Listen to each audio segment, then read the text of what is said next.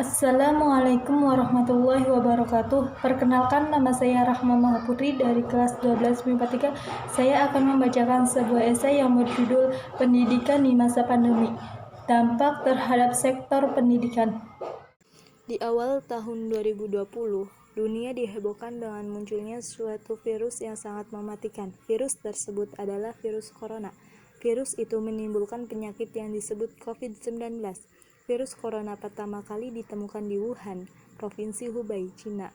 Virus ini penyebarannya sangat cepat, ditularkan melalui cairan tubuh seperti ludah, darah, serta melalui perantara benda yang ada di sekitar kita atau melalui udara. Sejak awal kemunculan virus corona ini telah menelan banyak korban jiwa.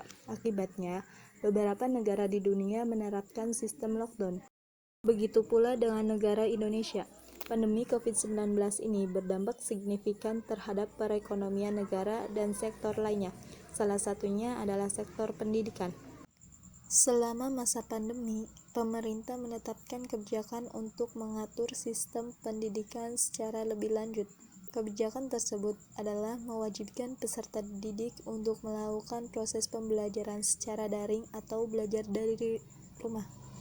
Dengan adanya kebijakan tersebut, akan ada banyak hal yang harus diperombakan dan dipersiapkan oleh berbagai pihak untuk menunjang keberlangsungan proses pembelajaran secara online. Proses pembelajaran secara daring ini menuai polemik di berbagai kalangan, terutama di kalangan peserta didik dan orang tua peserta didik.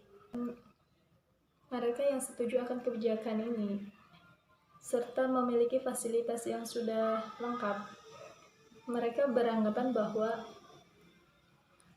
proses pembelajaran daring ini dapat menghemat biaya hidup mereka. Sedangkan mereka yang merasa keberatan beranggapan bahwa proses pembelajaran secara daring ini kurang efektif. Alasannya, tidak semua orang memiliki kemampuan untuk menangkap informasi atau menerima materi. Akibatnya, pemahaman peserta didik terhadap materi tidak maksimal. Selain itu, pendidikan juga mengalami kesulitan dalam memberikan pemahaman mengenai pendidikan karakter kepada siswa, yang seharusnya dilakukan secara objektif atau melalui pengamatan langsung.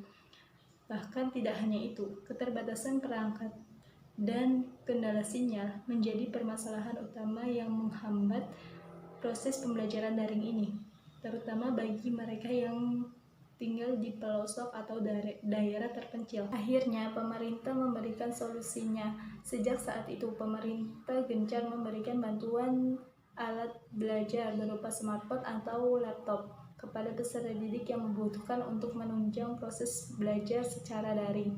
Selain itu, pemerintah juga memberikan bantuan kuota internet gratis bagi seluruh peserta didik di Indonesia. Namun, tunjangan berupa kuota gratis tersebut belum menjamin maksimal proses pembelajaran online karena besar kemungkinan peserta didik menggunakan bantuan kuota internet tersebut untuk kepentingan lain. Akibatnya, tetap saja proses pembelajaran yang tidak berjalan secara maksimal. Namun, di balik itu semua, kebijakan pembelajaran secara daring ini bukanlah sebuah pilihan, melainkan sebuah keharusan bagi setiap pelaku di sektor pendidikan. Hal ini bertujuan untuk memutus rantai penyebaran COVID-19 dan mengembalikan situasi seperti di sedia kala pembelajaran tatap muka. Sekian dari saya, kurang lebihnya mohon maaf. Wabillahi taufiq wal hidayah. Wassalamualaikum warahmatullahi wabarakatuh.